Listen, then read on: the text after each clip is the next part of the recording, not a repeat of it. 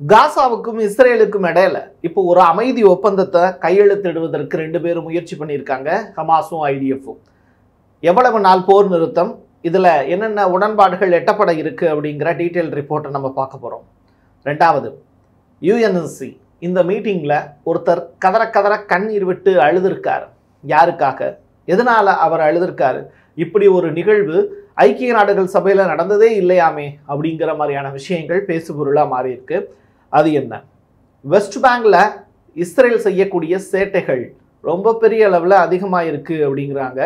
அது மட்டுமல்ல, குறிப்பிட்ட சில ஏரியாக்களில் இருக்கக்கூடிய பள்ளிக்கூடங்கள், காசாவினுடைய கடைசி மருத்துவமனை, இதற்கு ஏற்பட்டு இருக்கக்கூடிய நிலை என்ன? டீட்டெயில் ரிப்போர்ட்டாக பேசிடலாம். வாங்க பார்க்கலாம் உறவுகளே. இது பிரசாத் சிக்னேச்சர். நீங்கள் நம்ம சேனலுக்கு விளம்பரம் கொடுக்க விருப்பப்பட்டீங்கன்னா 9444935924 இந்த நம்பருக்கு காண்டாக்ட் பண்ணுங்கள். நீங்கள் ஒரு ஜேர்னலிஸ்டாக இல்லை நியூஸ் ரீடராக வரணும்னு ஆசைப்பட்றீங்களா? அப்படின்னா இது உங்களுக்கான பெரிய வாய்ப்பு. ஒரு பெரிய இலக்கோட அதற்கான முதல் படிக்கட்டு தான் இந்த பயிற்சி பட்டறை. தியரிட்டிக்கல் அண்ட் ப்ராக்டிக்கல் கிளாஸினுடைய முடிவில் சர்டிஃபிகேட்டும் கொடுக்கப்படும். தொடர்புக்கு 9444935924 என் நம்பருக்கு காண்டாக்ட் பண்ணுங்கள்.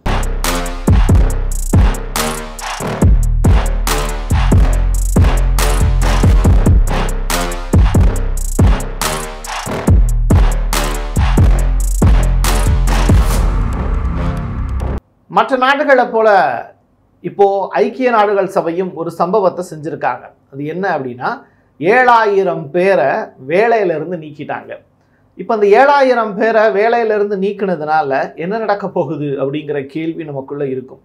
இவங்களுடைய குடும்பம் நடுத்தருவில் நிற்கும். இதுதான் யதார்த்தமான உண்மை.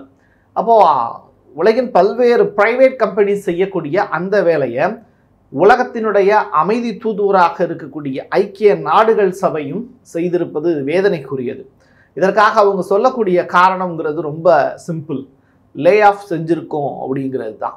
அப்போ 7000 தொழிலாளர்களுடைய நிலை, வேறு ஒரு வேலையை பார்த்துக்கோங்க, பொழைக்கிறதுக்கு வாய்ப்பு இருந்தது அப்படின்னா வாழுங்க, வாழ வழி இல்லை அப்படின்னா பாலஸ்தீன் மக்கள் மாதிரி செத்து போயிடுங்க. இதுதான் ஐக்கிய நாடுகள் சபை சொல்லியிருக்கக்கூடிய விஷயம். ஸ்டீவ் விட்காஃப் இவர் யாரு அப்படின்னா, ட்ரம்பினுடைய அமைச்சரவையில் ட்ரம்புக்கு ரொம்ப நெருக்கமாக இருக்கக்கூடிய ஒரு நபர். இவர் யாரு அப்படின்னு சிம்பிளாக சொல்லணும் அப்படின்னா, ட்ரம்புக்கு சம்பந்தி, அவ்வளவுதான். ரைட்டா?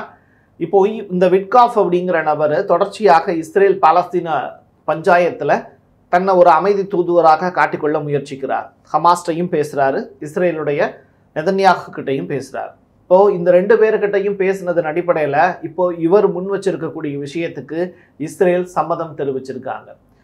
அதாவது ஏற்கனவே 59 பிணைய கைதிகளை பிடிச்சு வச்சிருக்காங்க. அதில் எத்தனை பேர் இறந்து போயிட்டாங்க அப்படிங்கிற விஷயம் இன்னும் ஹமாஸால் சொல்லப்படலை. இருந்தாலும் இப்போது மொத்தமாக ஒரு 18 டெட் பாடியை நாங்கள் கொடுக்குறோம். அதோடு சேர்த்து உயிரோடு இருக்கக்கூடிய 10 பிணைய கைதிகளையும் விடுதலை செய்கிறோம். இதுதான் ஹமாஸ் சைடில் முன் வச்சிருக்கக்கூடிய விஷயம். இதற்கு விட்காஃப் ஓகே சொல்லியிருக்காரு அப்படிங்கிற தகவல்.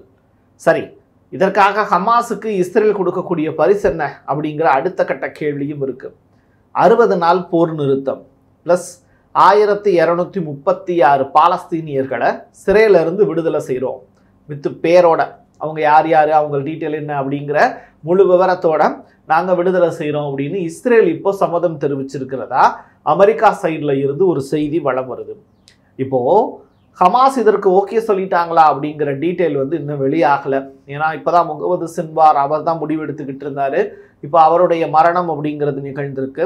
அது மட்டும் இல்லை, இங்கே காசாவிலேயே ஏகப்பட்ட குரூப் இருக்குது, இந்த பிரிகேட்ஸ் குரூப் உள்ளிட்டவைகள்.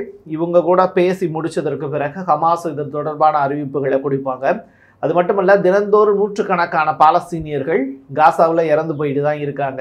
ஸோ இப்படிப்பட்ட சூழ்நிலையில் இந்த 60 நாள் போர் நிறுத்தம் அப்படிங்கிறது அவங்கள மூச்சு விடுவதற்கான ஒரு வாய்ப்பு மறுபடியும் கொடுக்கப்படும். ஈடு பொருட்கள் போவதற்கான வாய்ப்புகள் உருவாக்கி தரப்படும்.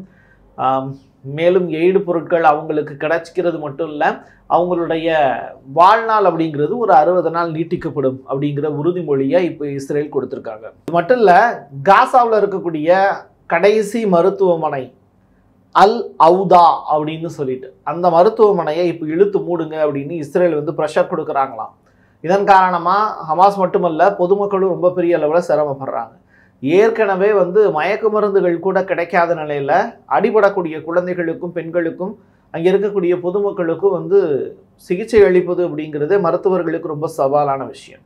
அங்கே இருக்கக்கூடிய மருத்துவர்களை கூட வந்து சிறைப்பிடிச்சிட்டு போய் பாலஸ்தீன கைதிகளாக இஸ்ரேலிய சிறைகளில் வச்சுருக்காங்க. ஏன்னா படித்து முடித்தவங்க மக்களுக்கு ட்ரீட்மெண்ட் கொடுத்து அவங்க உசுரோடு வந்துட்டாங்கன்னா அப்படிப்பட்ட நிகழ்வுலாம் நடந்துடக்கூடாது அப்படிங்கிறதுல இஸ்ரேல் ரொம்ப தெளிவாக இருக்குது. ஸோ எப்படியாவது இங்கே இருக்கக்கூடிய 20 லட்சம் பாலஸ்தீனியர்களை கொன்று குவித்துவிட்டு ஒட்டுமொத்த காசாவையும் கைப்பற்றுவது மட்டுமே இஸ்ரேலுடைய நோக்கம்.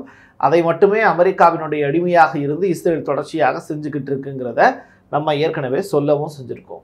பென்குரியன் அப்படிங்கிற அந்த ஏர்போர்ட் மீது கை வைக்கக்கூடிய ஹவுதிகள், சரி, எதனால் பென்குரியன் ஏர்போர்ட் மீது ஹவுதிகள் இவ்வளவு தூரம் ஒரு டார்கெட் வச்சுருக்காங்க அப்படின்னா, அந்த இடம் தான் இஸ்ரேலுக்கான ஒரு மெயின் பிளேஸ்.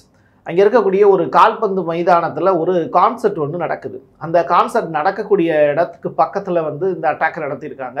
அது மட்டுமல்ல 60க்கும் மேற்பட்ட இடங்களில் ஹவுதிகள் வந்து தொடர்ச்சியாக அட்டாக் செய்வதற்கான முயற்சியில் ஈடுபட்டாங்க. இருந்தாலும் அயன் டோம் மூலியமாக பாதுகாப்பு நடவடிக்கை அப்படிங்கிறது இஸ்ரேலில் சிறப்பாக இருந்ததுனால அவங்களால எதுவும் செய்ய முடியலை அப்படிங்கிற தகவல் வெளியாகிருக்கு. இது ஒரு புறம். இதுக்கு பேரலாக என்ன நடந்திருக்கு அப்படின்னா, டைரக்டாக வந்து ஏமனில் இருக்கக்கூடிய ஹவுதி படைகளை குறி வச்சு 3 ஏர்லைன் மீது அட்டாக் நடத்தியிருக்காங்க இஸ்ரேலிய படைகள். இதில் அங்கே இருக்கக்கூடிய இப்போ இஸ்ரேல்லையாவது வான் பாதுகாப்பு தளம் அப்படிங்கிறது இருக்குது, அயன் டோம் இருக்குது. பட் ஹவுதிகள்கிட்ட அந்த மாதிரி கிடையாது. அவங்களுடைய இஸ்ரேலுடைய மிசைல் வந்து டைரக்டாக ஹவுதியினுடைய அந்த விமான ஓடுதளத்தின் மீதே விழுந்திருக்கு. இதில் அங்கே சவுதி அரேபியாவுக்கு யாத்திரிகர்கள் போவாங்கள்ல, இந்த மெக்கா மெதினா போன்ற பில்கிரிம்ஸுக்கு போகக்கூடிய பயணிகள், அந்த பயணிகள் ஏறக்கூடிய அந்த ஏர்லைன் மேலே அட்டாக் நடந்திருக்கு. 3 ஏர்லைன் மேலே அந்த தாக்குதல் நடந்து அந்த விமானங்கள் பற்றி எரியக்கூடிய காட்சிகள் வந்து இப்போ வெளியாயிருக்கு.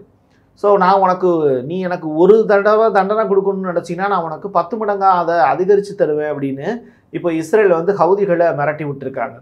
ஆனால் ஹவுதிகள் இதற்கெல்லாம் சோட போனவங்க கிடையாது. செங்கடலுடைய ராஜாவாக தொடர்ச்சியாக தன்னை அடையாளப்படுத்தி கொண்டு இஸ்ரேலுடைய பெரும்பகுதியை வந்து பாலஸ்தீனத்தினுடைய விடுதலைக்காக தொடர்ச்சியாக அவங்க செஞ்சுக்கிட்டு இருக்காங்க அப்படிங்கிறதையும் இந்த இடத்துல சொல்லி ஆகணும். பட் இதில் யாருக்கு வெற்றி கிடைக்க போகுது அப்படிங்கிறத பொறுத்திருந்தும் பார்க்கணும். ஸ்பானிஷினுடைய பிஎம் பெட்ரோ, இந்த நபர் உங்களுக்கு நன்றாக தெரிந்த ஒரு நபராக கூட இருக்கலாம். தெரியாதவர்களுக்கு இவரை பற்றிய புரிதல் அப்படிங்கிறது, காசா மீது மிகுந்த பற்றுள்ள நபர். அங்கே இருக்கக்கூடிய மக்களுக்காக இவர் தொடர்ச்சியாக ஸ்பெயினில் இருந்து குரல் கொடுப்பாங்க. ஸ்பெயின் முழுவதுமாக அங்கே நடக்கக்கூடிய போராட்டங்கள், பாலஸ்தீனத்தில் வந்து ஒரு 4500 போராட்டங்கள் 2024 மட்டும் நடந்துச்சு. அந்த போராட்டங்கள் எல்லாத்துக்குமே அதிக அளவில் நடந்தது அப்படின்னா யூகேல நடந்தது, அதற்கு பிறகு வந்து ஸ்பெயினில் நடந்தது. கொஞ்சம் கொஞ்சம் போராட்டங்கள் யூஎஸ்லையும் நடந்தது, அது ஒடுக்கப்பட்டுச்சு. இப்படிப்பட்ட நிலையில் வந்து இந்த ஸ்பானிஷினுடைய பிஎம் பெட்ரோ அவர் என்ன சொல்கிறாரு, காசாவினுடைய விடுதலை தொடர்பான விவகாரத்தில் யூரோப்பிய நாடுகள் வந்து இரட்டை வேடம் போடுகிறது, இரட்டை நாக்குடையவர்களாக அவங்க இருக்காங்க. ஸோ இந்த நிலையிலிருந்து அவங்க மாறணும். ஸோ அமெரிக்காவும் இந்த பாலஸ்தீனத்தினுடைய விடுதலை தொடர்பான பேச்சுக்களை மறுபடியும் பேச துவங்கணும் அப்படிங்கிற விஷயத்த அவர் பதிவு செஞ்சிருக்காரு. இது காசா மக்களுக்கு சற்று ஆறுதலான வார்த்தைகள் தான். UNRWA இது வந்து கிழக்கு ஜெருசலேமில் இருக்கக்கூடிய சில ஐக்கிய நாடுகள் சபை வந்து வெவ்வேறு இடங்களில் படிக்க முடியாத ஏழை குழந்தைகளுக்காக உதவிக்கரம் நீட்டுவதற்காக ஏற்படுத்தப்பட்ட அமைப்பு தான் இந்த UNRWA. அது மட்டும் கிடையாது, இந்த குழந்தைகளுக்கும் அவங்க எஜுகேஷனை சொல்லிக் கொடுக்கறதுக்குன்னு சொல்லிட்டு இவங்க சார்பாக வந்து பாலஸ்தீனத்தில், இஸ்ரேலில், ஜெருசலேமில் இந்த 3 பல்வேறு பகுதிகளில், ஏன் வெஸ்ட் பேங்க் ஏரியாவில் கூட யூஎனுடைய ஸ்கூல்ஸ்லாம் இருக்குது. இதில் கிழக்கு ஜெருசலேமில் இருக்கக்கூடிய 6 முக்கியமான பள்ளிகளை இப்போ இஸ்ரேல் மூடியிருக்காங்க அப்படிங்கிற தகவல். பாலஸ்தீனத்தில் ஏற்கனவே பள்ளிக்கூடங்கள்லாம் இல்லை, வெறும் கரும்பலகைகள் மட்டும்தான் இருக்குது. வெஸ்ட் பேங்க்லேயும் அதே மாதிரியான ஒரு நிலை தான். தொடர்ச்சியாக அங்கே இருக்கக்கூடிய மக்களுக்கு கல்வி அப்படிங்கிறதே கனவாக போய் கொண்டு இருக்கிறது. அவங்களுடைய வாழ்க்கை அப்படிங்கிறது, வரலாறு அப்படிங்கிறது செவி வழியாக மட்டுமே தினந்தோறும் அழுகுரலாக சொல்லி கொண்டு இருக்கிறார்கள் பெற்ற தாயும் தந்தையும் மற்றும் உற்றார் உறவினர்கள் முதற்கொண்டு எல்லாருமே அவங்களுக்கு தன்னுடைய வரலாறு அடுத்த தலைமுறைக்கு அழகாக கடத்திக்கிட்டு இருக்காங்க. தான் பட்ட கஷ்டங்களை மட்டுமே அவங்க சொல்லிக்கிட்டு இருக்காங்க. இதுதான் அவங்களுக்கான படிப்படியாக இருக்குது. ஸ்கூல்ஸ் எல்லாத்தையும் இழுத்து மூடியிருக்காங்க. இதுதான் ஜெருசலேமில் இருக்கக்கூடிய நிலை. கோபத்தினுடைய உச்சிக்கே போயிருக்காங்க ரஷ்யாவை சேர்ந்த நபர்கள். ரஷ்யாவினுடைய வெளியுறவுத்துறை அமைச்சர் லாவ்ரோவ் அவர்கள் புட்டினுடைய வாய்ஸாக சொல்லியிருக்கக்கூடிய விஷயம், காசாவில் இஸ்ரேல் எல்லை மீறி போய் கொண்டிருக்கிறது. நெதன்யாகு ஒரு பெரிய இனப்படுகொலை செய்து கொண்டிருக்கிறார். இதை உலக நாடுகள் பார்த்துக்கிட்டு இருக்காங்க, வேடிக்கை பார்க்குறாங்க. பட் இனிமேலும் நாங்கள் அப்படி இருக்க மாட்டோம் அப்படிங்கிற ஸ்டேட்மெண்ட்டை பதிவு செஞ்சுருக்காரு. தொடர்ச்சியாக ஜெர்மனிக்கு எதிராக பேசி வரக்கூடிய ரஷ்யா இப்போது நெதன்யாகுவுக்கு எதிராகவும் கொந்தளித்து இருக்கிறார்கள். இஸ்ரேலுடைய பிரதமர் நெதன்யாகுவை கொஞ்சம் கூட மதிக்க மாட்டார் புட்டின் அவர்கள். அதை நிறையா மேடைகள்லையும் நம்ம பார்க்க முடியும். அது தொடர்பான வீடியோக்கள் இங்கே யூடியூப் ட்விட்டரில் தேடி பார்த்தீங்கன்னா தெரியும்.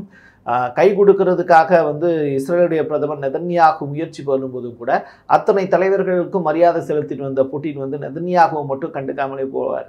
நீங்களாம் ஒரு மனுஷனா போடா அப்படிங்கிற கதையாக தான் அந்த பார்வையும் இருக்கும், பேச்சும் இருக்கும். ஏன்னா ஒரு உளவாளி, நேர்மையான அதிகாரி, உலகத்தையே வல்லாதிக்கம் செலுத்தக்கூடிய ஒப்பற்ற அந்த நாற்காலிக்கு சொந்தக்காரராக 25 ஆண்டுகளாக ஆட்சி புரியக்கூடிய புட்டின் இந்த மாதிரியான பொறுக்கித்தனமான வேலைகளை செய்யக்கூடிய ஒரு அதிபரை பார்த்து எப்படி மரியாதையாக கை குலுக்குவார்? அப்படி ஒரு நிகழ்வு நடக்க வாய்ப்பில்லை. ஸோ இப்போ ரஷ்யா இஸ்ரேலுக்கு எதிராக கொந்தளிக்கக்கூடிய நிகழ்வுகளையும் இப்போ உலக நாடுகள் உன்னிப்பாக கவனிக்கிறது. இது மட்டும் கிடையாது, இன்னும் இஸ்ரேல் செய்யக்கூடிய சேட்டைகளை எல்லாம் கேட்டிங்கன்னா நீங்கள் ஆடி போயிடுவீங்க. வெஸ்ட் பேங்கில் கைப்பற்றப்பட்ட பகுதிகள், ஏற்கனவே அது ஆக்கிரமிப்பு மேற்கு கரைன்னு தான் சொல்லுவாங்க.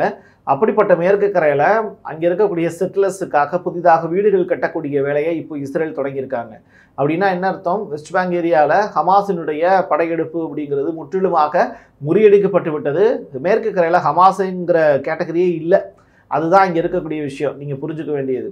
ஸோ வெஸ்ட் பேங்கில் அப்போ என்ன பண்ணுறாங்க அப்படின்னா, இஸ்ரேல் தன்னை கைப்பற்றிய பகுதிகளாக கருதப்படக்கூடிய இடங்கள் எல்லாத்துலேயுமே இப்போ வீடுகள் கட்டி கொடுக்க ஆரம்பிச்சிருக்காங்க. இந்த வீடுகளில் முழுவதுமாக இஸ்ரேலிய செட்டிலர்ஸ் துப்பாக்கியோட தன்னுடைய குடும்பத்தோடு தங்குறதுக்கான வாய்ப்புகள் உருவாக்கப்படும்.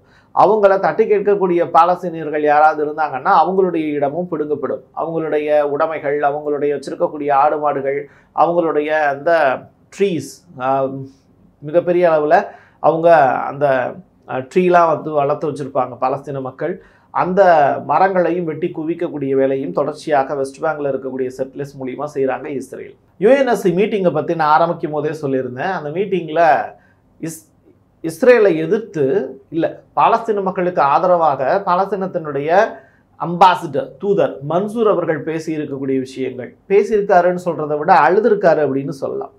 இப்படி ஒரு நிகழ்வு ரொம்ப காலமாக, கிட்டத்தட்ட ஒரு 2.5 ஆண்டு காலமாக யுஎன்எஸ்சியினுடைய நடக்கிற மன்சூருடைய ஸ்பீச்லாம் நம்ம கேட்டிருக்கோம். அதை பற்றி நம்ம பிரசாத் சிக்னேச்சர்லையும் பதிவு செஞ்சுருக்கோம். பட் இந்த முறை மன்சூர் அழுதுருக்கார்.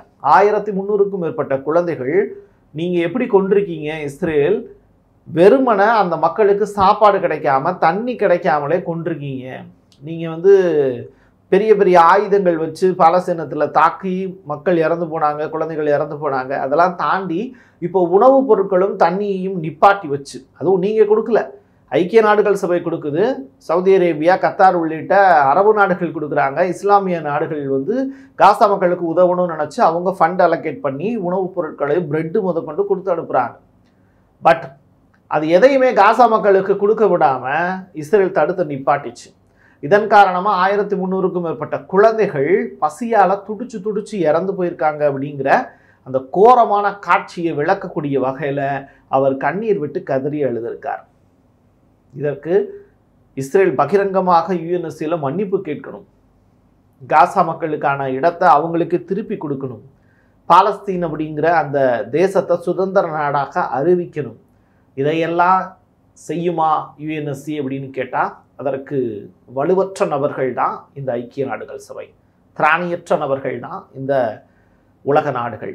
உலக நாட்டினுடைய தலைவர்களும் அவங்க ஆண்மைத்தன்மை உடையவர்களாக இருந்தாங்க அப்படின்னா அதற்கான பதில்களை ஐக்கிய நாடுகள் சபையில் பேசுவாங்க.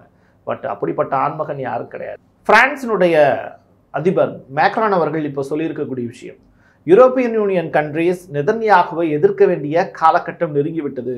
அவர் எல்லையை மீறி சென்று கொண்டிருக்கிறார். அவருக்கு கால்கட்டு போட வேண்டிய நேரம் நெருங்கிவிட்டது அப்படிங்கிற ஒரு எச்சரிக்கை மணியை பிரான்ஸ்லேருந்து பேசாமல் சிங்கப்பூருக்கு போய் பேசியிருக்கார். யார் என்ன பேசினால் என்ன, காசா மக்கள் செத்துக்கிட்டே தான் இருக்காங்க. அவங்களுக்கான நிவாரணம் அப்படிங்கிறது இந்த 60 நாள் சீஸ் ஃபயர் அப்படிங்கிறது வெகு விரைவில் வந்துச்சு அப்படின்னா ஒரு எக்ஸ்ட்ரா தன்னுடைய வாழ்நாளில் ஒரு 60 நாள் எக்ஸ்ட்ரா அவங்களுக்கு கிடைப்பதற்கான வாய்ப்புகள் இருக்குது. இதுக்கு ஹமாஸ் ஓகே சொல்லுவாங்களா அப்படிங்கிறத பொறுத்திருந்து பார்க்கலாம். என் கையெழுத்து என் மக்களுக்கான உறவுகளே, மீண்டும் ஒரு பதிவில் சந்திக்கலாம். அதுக்கு முன்னாடி ஹமாஸ் நடத்தக்கூடிய இந்த போர்னால அவங்களுக்கு வெற்றி கிடைக்கும்னு நம்புறீங்களா? ஏன்னா மோதுறது இஸ்ரேலோட இல்லை, அமெரிக்காவோட. அப்போது ஹமாஸ் அடுத்த கட்டமாக என்ன செய்யணும்? பாலஸ்தீனத்தில் ஆண்டு கொண்டு இருக்கக்கூடிய இந்த பிரைம் மினிஸ்டர் சொல்லப்படக்கூடிய அப்பாஸ் அடுத்த கட்டமாக என்ன செய்யணும்? இதற்கான பதில் உங்களுக்கு தெரிஞ்சது அப்படின்னா நீங்கள் கமெண்ட் பாக்ஸில் பதிவு செய்யுங்க. மீண்டும் ஒரு பதிவில் சந்திக்கலாம். நன்றி, வணக்கம்.